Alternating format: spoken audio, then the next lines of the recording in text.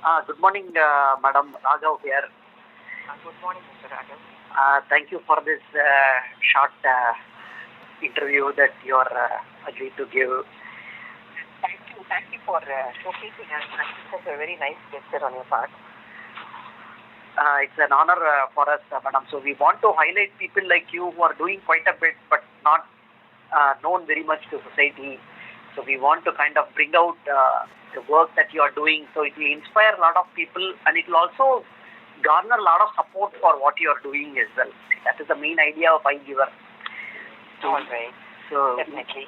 So what I would want to ask you, of course, is the very beginning. Like, how did you start this? How did you get the inspiration to start this journey of service? My children have grown up, and I was seeing that very close time how our education system functions. And I'm talking of some 7-8 years back or so. And what I did find is the children who do very well, the system supports and rewards them very well also. Average children struggle throughout, and children otherwise who are pretty good, but who cannot memorize or do rote learning, they again suffer. I could see in different classes, different grades of children.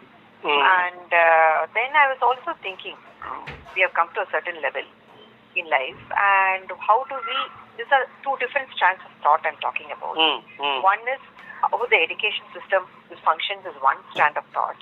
The other one that was coming simultaneously was, what can we do to give back to society? We are comfortable, we are well established, yes. Now what is it that we can do to support others in need? And then my mind kept coming back to education as a core subject in any nation, that unless you improve the education system and make it a strong system, no nation can progress in today's age. Because unlike earlier where there was an agricultural age to an industrial age, they've come to a knowledge society. True. For which you need education, and that is the human resource. You have to develop your human resource. It's not enough to have mines and factories and physical resources. That's not going to be enough. So as I kept looking around to see what I could do, my heart was drawn towards education as a very core subject on which to focus on. And I'd on one side also seen how education, the lacunae in our education system. It is so structured that children have no freedom to think also in many ways. I'm not talking of premium schools, I'm not talking of all schools. I'm talking of the vast majority of schools, how they function. Where I frequently tell the teachers whom we train that our children, Indians are bright, basically, and intelligent people. We are intelligent people, but somewhere we think education is like one size fits all. And we think because we are a poor nation, we cannot afford any better. All that is lacking, I feel, there is imagination and vision, nothing else. I don't think it's a question of resources at all. And the more I went into it, the more strongly I started feeling about that. And when I talk to teachers, I will tell them that basically, our children when they're born, we say, oh, they are so intelligent, they're so sharp, there are so many questions. But at 5 years, you won't leave them in school at 4 or 5, whatever. And you tell them, stop thinking. And then when they come out 15 years later, when they finish their 12th and come out, we ask, when they go to college, they don't ask questions, they don't do this. We keep blaming the children throughout their lifetime. But we have trained them not to think. Yes, we have told them, conditioned them, don't think, you will be punished for thinking. Exactly. No critical thinking allowed. Don't question the teacher. The teacher is the source of all authority. Whether teacher knows or not is a different question. But don't question. And then you wonder where are the bright spots? Why is it our children don't know anything at all? Where I see constantly, it is like a refrain against the children. And I said, okay, as an individual, what can I do to help our children? And how do we show, it's not enough to just go talk about it. You can be an activist and talk about it. But how do we actually show that if children like to learn, and if we teach in a way in which children like to learn, they will learn faster and more effectively, and their knowledge level also will be better. They're critical, so we started thinking about how to focus on their thinking skills, comprehension skills, etc. But I'm going ahead. I'll just take it step by step. So when we started thinking about this, in my ignorance, all I thought is, okay, let us look at government schools. And to me, reading is a great way of learning and building up knowledge, because that's how I've learned a lot of things in my life. And reading has been a huge passion. So I thought, okay, children, what I found is let us give them libraries. Let them give them beautiful libraries.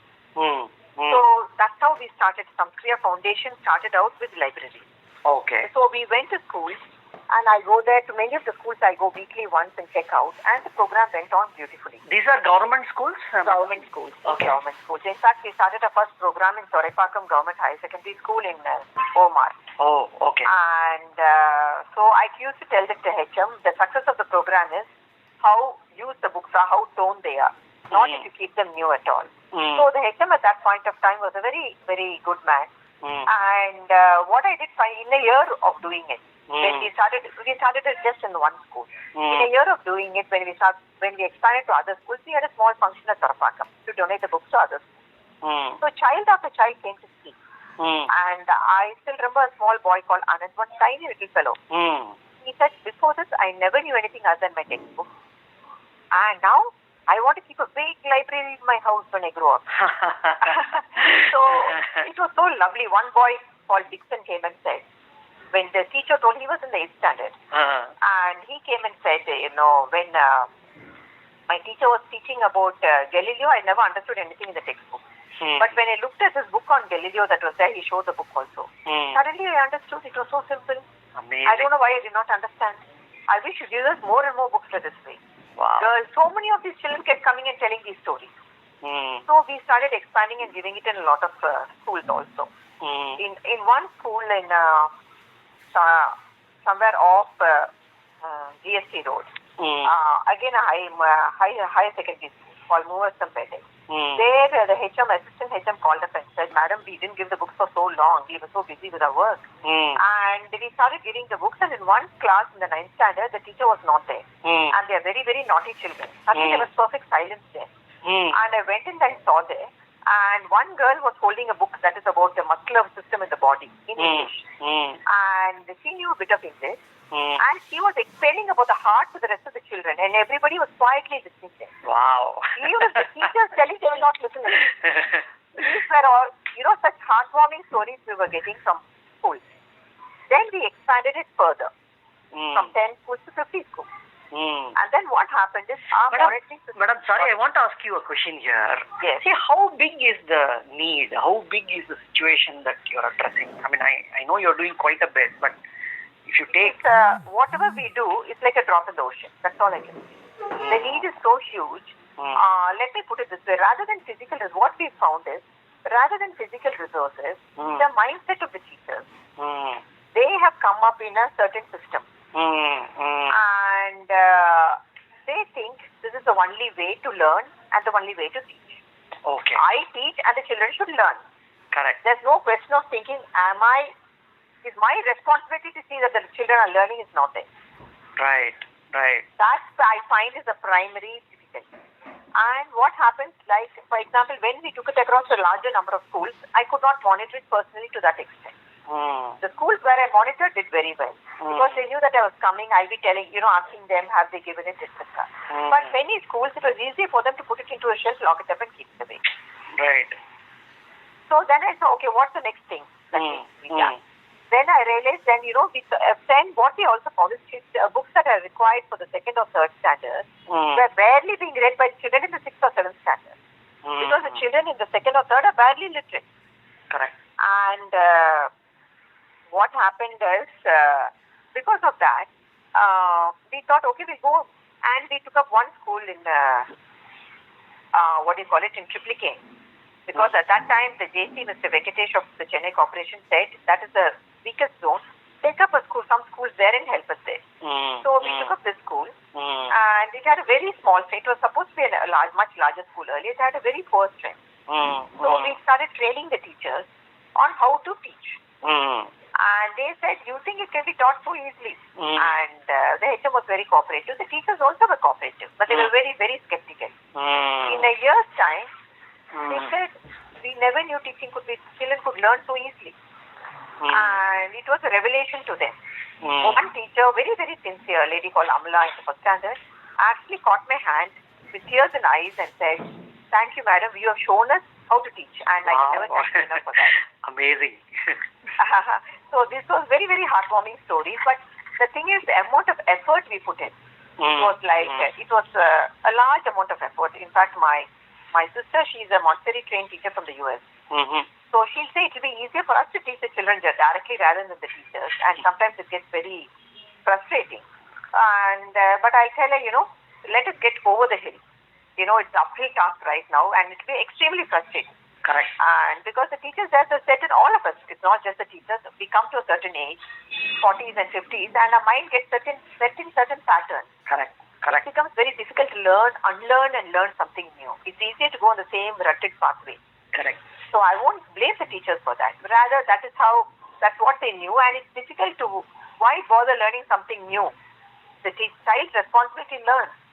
Correct. But gradually we were able to change, and we came out of it after 2 years.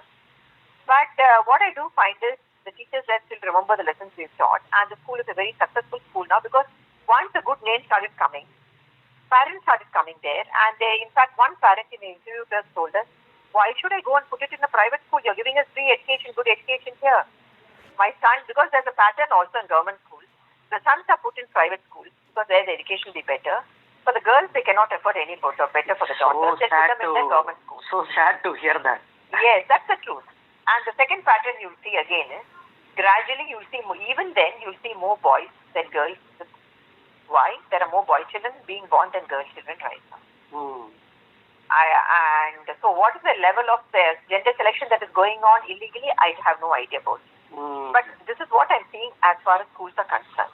And but parents who have two children, of both genders, this is what they normally do.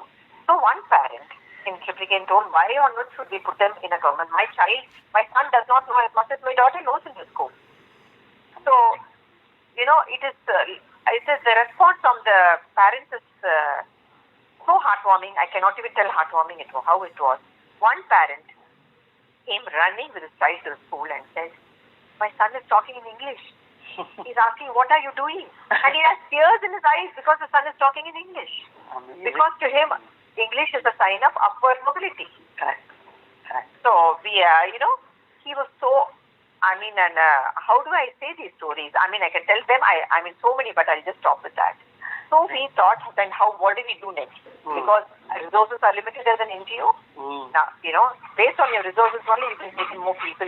So we rather doing it ourselves, we started hiring teachers. Right. And started training them in our methodology, and started putting them, and I went back to the Surpakam school. So there they said, please do something with the primary school, because the children who come to the 6th are very weak. So we started going to the primary school. We took up one more Mutekar in Saudi school in Oman. We took up 2 schools in Triplicane and Roypeta. And we started training, putting in our teachers for doing remedial work. Okay. We did this for 2-3 years. And then we found as we teaching English, they needed maths was weekly 4. Arithmetic was barely understood or even they were very bad shape. So we started teaching arithmetic also. To the extent where arithmetic maths has become our primary program rather than English. And so in the meantime, we started also doing hands-on science for the 6th level. 6th where science starts off. So we started doing science in a lot of schools. Last year, before COVID struck, we were doing for some 70,000 children. On a monthly basis, we were teaching science. Going to some 80 different schools. Our staff will go, they'll have in charge of 20 schools per teacher.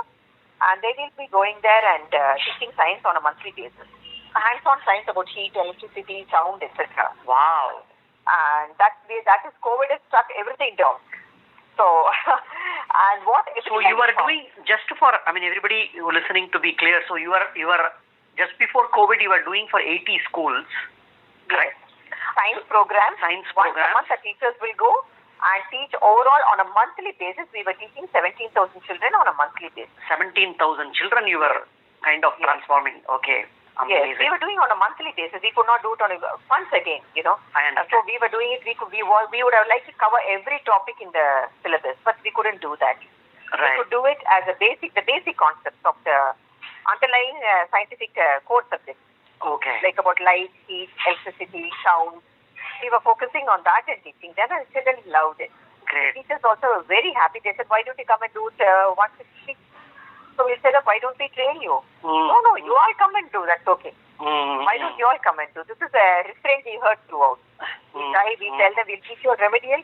No, you all come and do it. And so now, in fact, in February, February, we had a talk with the Chennai Corporation Commissioner, Mr. Prakash.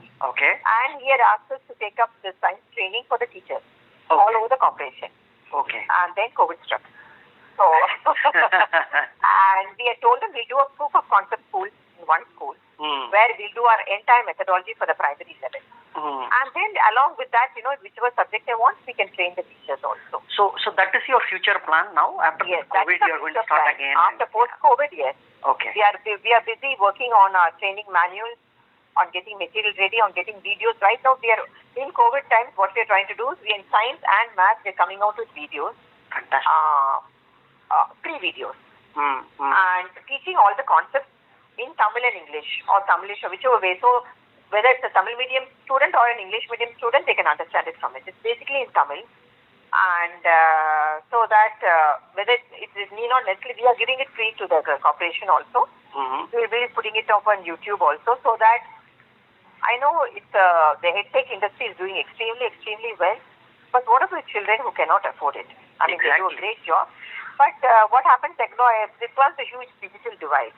So what we are trying to do is, even before COVID, this was a plan. So we have a lab, materials there. We have video classes also. And then our people go and give demos. So it becomes like a virtual cycle of interactive classes. And so we are working on that now for the next upcoming academic year. Excellent. And in fact, we are doing one model school for the Chennai, for the state, Tamil Nadu state government. It's a presidency model school which the minister had inaugurated 2 years back.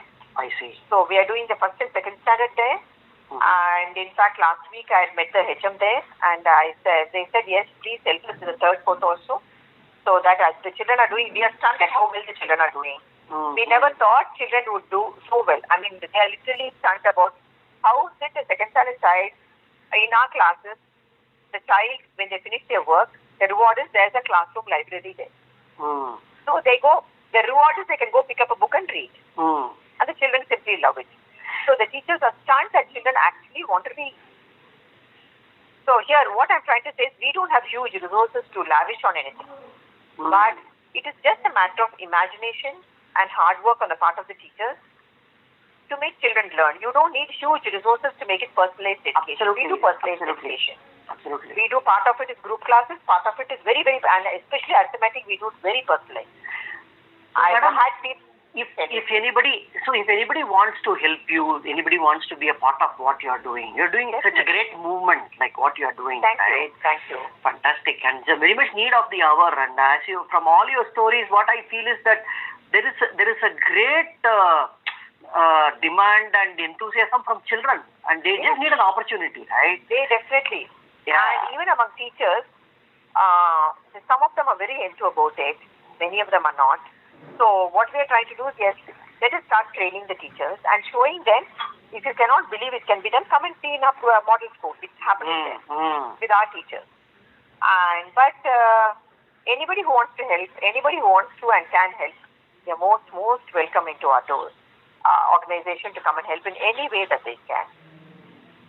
Okay. Because to us, as you said the right word, is the movement to transform. How do you transform education as a child-centered one? Right now, it's a teacher-centered one. Right. Right now, when I've had other NGOs say, no, you cannot do personalized education. I'm saying, no, it can be done. It can be definitely done on a low cost. It may not be 100% personalized. 50% personalized is good enough. Let a child enjoy the process of learning. Let them develop critical thinking skills. Correct. That's what is required for the 21st century. Correct. And all the resources that you're creating, you're putting it on YouTube. Yes. Correct. It's for anybody to access. Is that correct? Yes. You're not charging anybody. You're not. No. We want to make high quality education accessible. Water is free for everyone. Electricity is free. Education has come to the same level. It's become a utility. It cannot be a luxury anymore. Fantastic. And so what we feel is the education system has to be transformed. And there are so many other good NGOs who are doing fabulous work, and we are one among many. But our vision is very, very clear. How do you transform the way of how you think about it? For example, I'm just saying for people who might be listening. Yes. When we buy a car, we look for so many features. Will you buy? I'm talking of the women. We are so particular about how well our dress fits, how our blouses fit. But somehow we think we send our children to school and say, whatever's done for 40 other children or 30 other children should fit you also perfectly well, and if it doesn't fit you well, it's your fault. Correct. We blame the child, right? We say it's a child's problem for not fitting in. You don't have, when you go to a shirt shop, you don't buy one size fits all shirt. So true. But somewhere we expect for the child alone it should be like that. It's a convenience of the adults. The school system is based on the convenience of the adults. It's a factory system. But we don't think with a little 20-30% of the extra effort and resources, it can be so child-centered. Children need not be so traumatized. The number of, I'm talking of even in private schools, the number of children who need help and counseling is becoming increasingly high. Correct. With the increased pressure. Correct. I do not understand why it should be so at all. So this is our way of trying to see how we can help children. Thank you so much, madam. You're doing great work. Thank you for very your much, time. Mr. Raghav. I think I overshot your time of 10 minutes. No I problem. hope you can edit it in. It's doubled actually. It's doubled. No. We are going to put everything. I think I've spoken way too long.